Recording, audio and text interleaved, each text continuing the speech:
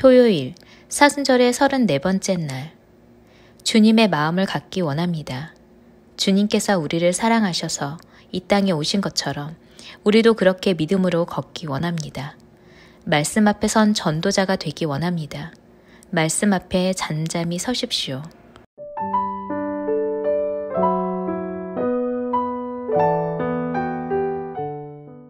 자, 오늘 하나님께서 우리 가운데 주시는 말씀입니다. 마가복음 1장 38절을 우리가 함께 합독하도록 하겠습니다. 우리가 함께 읽습니다. 이르시되 우리가 다른 가까운 마을들로 가자. 거기서도 전도하리니 내가 이를 위하여 왔노라 하시고. 아멘. 자, 오늘 우리가 함께 볼 이 말씀은요, 이 전도에 대한 말씀입니다. 지난주에 제가 진간교회에서 이제 전도에 대한 강의를 할 일이 있어서 이제 이 말씀을 같은 본문을 가지고 함께 말씀을 나누었거든요. 자, 저는 이 말씀을 준비하면서 우리 가운데 우리가 이 전도라는 것이 무엇일까? 근데 이게 이 전도라는 것이 성경을 보면 이 40가지 주제 중에 하나거든요. 그러니까는 전도는 옵션이 아니라 해야 하는 거라는 겁니다. 네, 이게 좀 어려운 얘기지 않습니까? 아니, 그냥 교회에서 예배 드리는 거는 그래도 뭐 좀 성향과 상관없이 조용히 와서 예배 드릴 수 있고 뭐 성향과 상관없이 할 수 있는데 이 전도가 어렵습니다. 왜냐면 나는 사람들을 만나는 게 좀 부끄러워요, 막 이런 분들도 계시거든요. 근데 오늘 성경은 예수님의 사명이 바로 전도였다, 이렇게 우리가 말하고 있다라는 겁니다. 자, 오늘은 세 가지의 질문과 세 가지의 답을 통해서 오늘 우리가 전도에 대한 모습을 살펴보려고 하는데요. 자, 그런데 먼저 우리가 기억해야 되는 것이 있습니다. 우리가 옆뒤절 한번 이렇게 인사하겠습니다. 전도는 해야 하는 것입니다. 함께 인사할까요? 전도는 해야 하는 것입니다. 자, 이게 참 어려운 게 뭐냐 하면 이게 우리가 밥을 먹어야지 성장을 할 수 있듯이 전도는 해도 되고 안 해도 되는 게 아니라 해야 한다라는 겁니다. 자, 그러니까 전도는 뭐 여러 가지 옵션들이 있어서 그중에 내가 잘할 수 있는 거, 뭐 봉사, 뭐 찬양, 뭐 어떤 분들은 예배 안내를 위해서 또 음성으로 뭐 각자가 할 수 있는 것들을 할 수 있잖아요. 근데 이 전도는 할 수 있는 것이 아니라 해야 한다라는 겁니다. 그러니까 봉사는 여러 가지의 일들을 할 수 있지만 전도는 우리가 해야 되는 삶이라는 거예요. 자, 그렇다면 이제 첫 번째 질문 앞에 서야 합니다. 그럼 전도는 왜 해야 되느냐? 아니, 목사님 그냥 예배만 잘 다니면 되지, 교회만 잘 다니면 되지, 전도를 왜 해야 되느냐? 자, 오늘 본문의 이야기는 안식일에 있었던 일입니다. 자, 예수님께서 회당에 들어가서 가르치시거든요. 근데 그때 놀라운 사건들이 일어나잖아요. 자, 어떤 사건이 일어나냐면 여러분, 귀신이 떠나가는 놀라운 사건이 일어나고 말씀에 권능이 있습니다.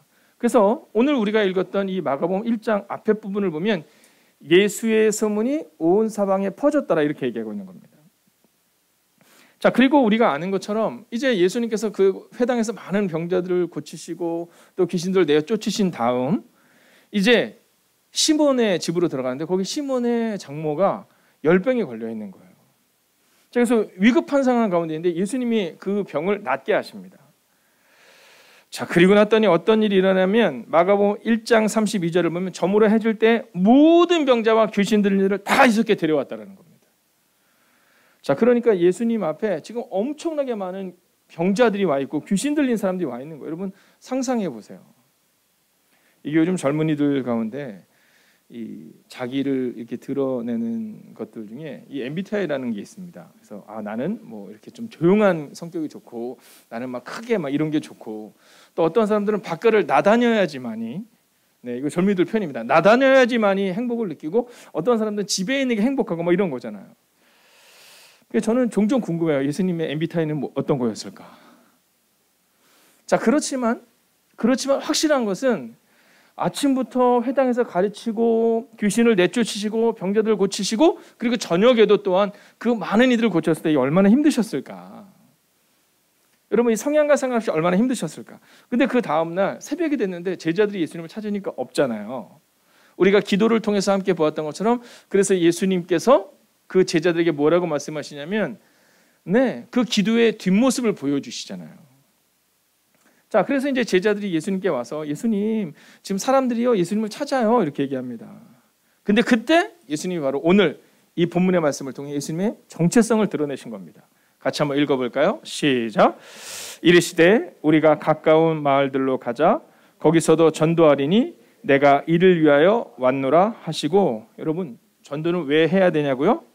오늘 첫 번째 결론은 전도는 사명이다라는 겁니다. 이게 좀 어렵습니다. 네, 이 목사님은 교회 사역 중에서 좀 어려운 게 뭐가 있으세요? 이렇게 물어보면 목사인 저도 전도가 조금 어렵습니다. 네, 말씀을 전하는 것은 좀 익숙한데 전도가 어렵거든요. 근데 성경은 전도가 어렵다 어렵지 않다와 상관없이 전도는 예수님이 이 땅에 오신 목적이요 사명이다라는 겁니다. 자, 이제 오늘 우리의 마음 가운데 이 전도에 대한 마음을 다시 한번 가져야 되지 않을까 생각합니다. 아마 이 말씀을 들으면서 어떤 분들은 이미 예상하셨을 거예요. 아, 목사님이 저렇게 얘기하시는 걸 보니까 이제 곧 우리한테 전도하러 나오라고 하시겠구나. 네, 이제 여러분의 삶에 대해서 전도하라고 하시겠구나. 근데 이건 제 얘기가 아닌 겁니다. 여러분, 그저 사순절 우리가 예수님의 삶의 걸음을 따라가다 보니 예수님께서 오셔서 보여주신 첫 번째 메시지는 바로 전도는 사명이다라는 거예요. 그래서 다른 가까운 마을로 가자라고 말씀하셨다라는 거죠. 자, 오늘 우리가 이제 이 사순절의 시간, 우리가 벌써 34번째 시간을 지나가고 있거든요. 자, 이때 우리의 마음을 좀 정해야 됩니다. 아, 전도는 사명이구나. 여러분, 우리 옆대절 한번 선포할까요? 전도는 사명입니다. 전도는 사명입니다. 네, 한 번 더 인사할까요? 부담스러워도 사명입니다. 부담스러워도 사명입니다. 자, 그러면 이제 두 번째 질문 앞에 서야 됩니다. 그건 뭐냐면 우리 교회는 매력적인 교회인가? 라는 거죠. 우리 교회는 매력적인 교회인가? 자, 왜냐하면 자, 오늘 성경을 보면 이 예수님이 가시는 곳, 그러니까 예수님이 세우는 교회는요, 매력적인 곳이었음을 보여줍니다. 이제 저희 교회가 처음 개척을 하고 지금은 이제 이곳으로 옮겨서 이렇게 저희가 신앙생활을 하고 있지만 이제 예전에 있었던 교회는 구산동에 있는 교회였습니다. 근데 구산동에 있는 교회였는데 교회가 예뻤어요. 빨간 벽돌을 가진 교회였습니다. 근데 규모는 좀 작았지만 빨간 벽돌을 가진 아주 예쁜 곳에 있었거든요. 양남희 지사님은 거기 오셨었죠? 네네. 빨간 예뻤잖아요. 네, 정말 예뻤습니다. 저도 처음 갔을 때 너무 예쁘다 이런 생각이 들었었거든요. 규모는 작았지만, 자, 근데 그 당시에 이제 그 사대문 안에 있는 아주 큰 교회입니다. 이번에 새로 교회를 지은 교회인데요. 그 교회에서 한 10여 년 동안 이제 신앙생활 하신 분이 있었어요. 나이가 좀 들으셔서 60이 넘으셔서 처음 이제 교회를 다니셨기 때문에 그분은 교회는 거기밖에 안 다녀보신 거예요. 근데 이제 이 구산동 쪽으로 이사를 오면서 교회를 찾고 있으니까 예전에 제가 사역했던 첫 번째 사역지였던 사당동에 있었던 교회에서 함께 사역했던 선생님이 이 할머님께 그 교회 가봐라. 그 교회 참 좋다. 그래서 저희에게 오시게 된 거예요. 그래서 제가 이제 기억이 나는 건 그분을 이제 모시고 직접 교회를 딱 와서 딱 내렸거든요. 딱 내렸는데 그분이 교회를 막 찾으시는 거예요. 아니, 교회 앞에 딱 섰는데 교회를 찾으시는 거예요. 그래서 그분의 얼굴 표정이 왜 여기서 내리지? 뭐 이런 표정인 거예요. 자, 그러더니 그분이 뭐라고 말씀하시냐면 여기가 교회입니다. 이렇게 얘기했어요. 여기가 교회입니다. 이렇게 얘기했더니 그분이 이렇게 얘기했어요. 이런 것도 교회군요. 이렇게 얘기했어요. 네, 이런 것도 교회군요. 자, 왜냐하면 이분은 교회는 그냥 어렸을 때 다녀보지 못했기 때문에 나이가 드셔서 한 교회를 다녔는데 그 교회는 엄청 큰 교회다 보니까 교회는 다 크다고 생각하셨다라는 거죠. 자, 근데 더 재밌는 건 뭐냐면 그 옆에 계셨던 한 성도님이 뭐라고 말씀하셨냐면 이렇게 얘기하셨어요. 그럼요, 여기도 교회죠. 이렇게 얘기하셨거든요.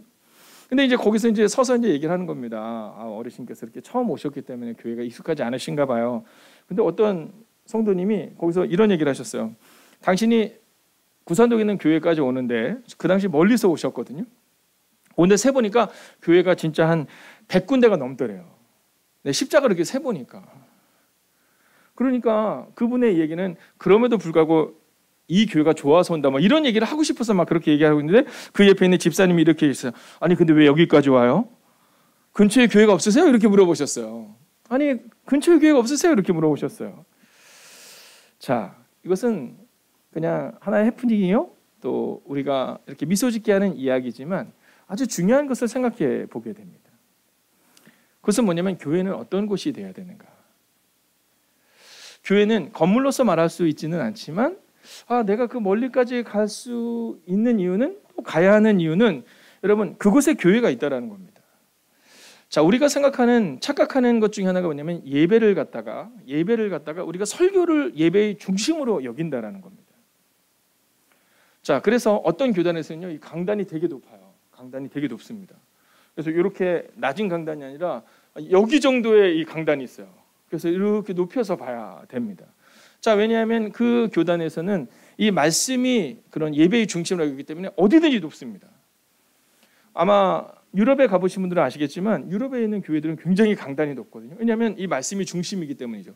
여러분, 그러나 사실은 그것은 절반은 틀린 겁니다. 설교가 예배의 한 부분이요, 중요한 부분인 것은 맞지만 더 중요하지는 않아요. 여러분, 예배의 중심에 설교가 있는 게 아닙니다. 그냥 예배 가운데 그 여러 가지의 예배의 상황 가운데 설교가 있는 겁니다. 자, 그러다 보니까 어떠한 일들이 우리 가운데 자꾸 일어나냐면 설교만 듣고 나가는 거죠. 지금은 저희 교회에서 그런 광고는 하지 않지만 제가 어렸을 때도 어떤 광고가 있었냐면 들어오다 보면 그 앞에 표 막 써놨거든요. 네, 축도가 끝나야 예배가 끝납니다. 이런 거 써 있었어요. 아마 어른들은 기억하실 거예요. 여러분, 예배는 우리가 함께 모여 주일날 예배 드리는 것으로 끝나는 게 아니라 예배가 끝난 다음 식사하는 교제도 예배인 겁니다. 그게 코이노니아 예배거든요. 여러분, 지금은 우리가 어쩔 수 없는 상황으로 온라인으로 예배를 드리지만 이 온라인 예배가 끝나고 나면 우리가 함께 모여 예배하고 예배가 끝난 다음 함께 교제하고 함께 삶을 나눠야 되는 이유는 예배는 코이노니아, 즉 삶의 교제 또한 예배이기 때문이다라는 겁니다. 여러분, 그렇기 때문에 교회는 설교를 잘하는 곳, 또 우리 찬양팀처럼 찬양을 잘하는 곳, 그래서 교회가 매력적인 교회가 되는 것이 아니라 바로 우리의 삶 전체가 매력적인 교회가 되어야 한다는 겁니다. 자, 47절을 보면 이렇게 말하거든요. 같이 한번 읽어보겠습니다. 시작. 하나님을 찬미하며 또 온 백성에게 칭송을 받으니 주께서 구원받는 사람을 날마다 더하게 하시니라. 자, 언제 더하게 했다고요? 칭송받는 순간. 근데 이게 현대인의 성경으로 보면 모든 사람에게 칭찬을 받았다 이렇게 해석합니다. 그러니까 모든 사람에게 칭찬을 받아서 전도가 됐다라는 거거든요. 근데 이것을 또 다른 성경 번역본을 보면 그들은 모든 사람에게 호감을 샀다 이렇게 말합니다. 자, 그러니까 우리가 매력적인 교회를 만들어야 되는 이유는, 초대교회에 교회의 부흥이 일어났던 이유는 바로 매력적인 사람들이 있었다라는 겁니다. 자, 그러면 세상의 사람들은 교회 와서 예배 드리는 모습을 봤을까요? 아니면 그들의 삶을 봤을까요? 네, 그들은 교회에 오지 않았습니다. 그저 그들은 교회를 다니는 사람들의 삶을 본 거죠. 그래서 오늘 우리가 알아야 되는 두 번째 메시지는 삶으로 전도할 수 있어야 한다는 겁니다. 자, 오늘 우리의 마음 가운데 바로 이 마음을 잊지 않으셔야 합니다. 아, 그렇구나.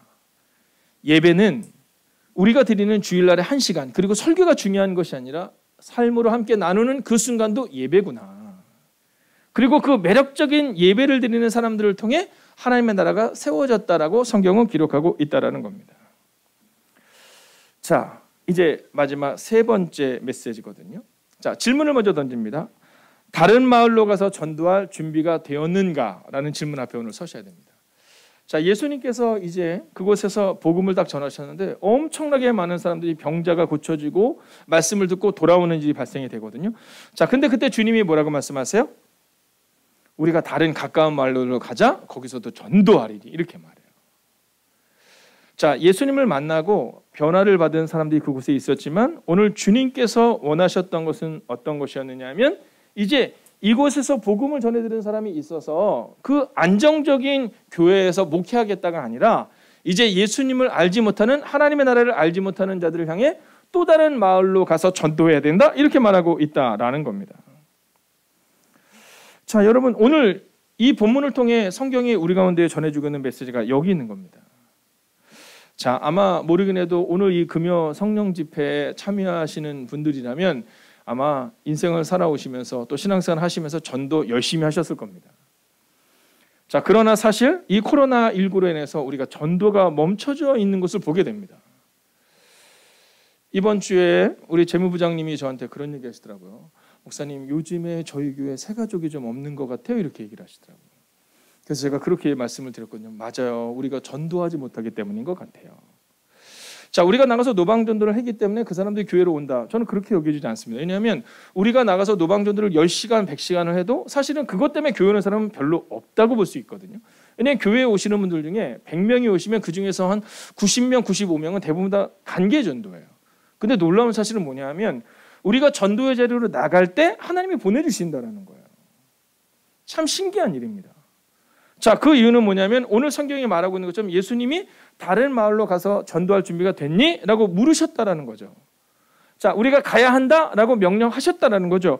여러분, 오늘 여기서 우리가 기억해야 되는 것은 바로 우리가 지금 다른 마을로 가서 전도할 준비. 즉, 지금 행복이가 같은 경우에는 참 안정적인 교회죠. 코로나19로 해서 참 어려운 시기를 겪었음에도 불구하고 그래도 안정적으로 가고 있는 교회죠. 그러나 주님은 안정적인 교회가 아니라 사람들이 환호하는 교회가 아니라 복음을 듣고 돌아오는 사람이 있니? 라고 우리가 질문하고 있다는 겁니다.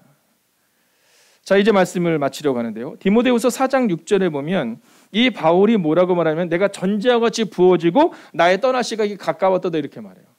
자, 이제 바울이 죽음 앞에 선 겁니다. 이제 알고 있는 거예요. 아, 내가 이제 곧 죽겠구나 알고 있는 겁니다. 근데 그가 뭐라고 말하냐면 내가 전제와 같이 부어졌다 이렇게 말합니다. 이게 뭐냐면 제사 방법엔 여러 가지가 있는데요. 이 전제는 뭐냐면 제사를 다 드리는 겁니다.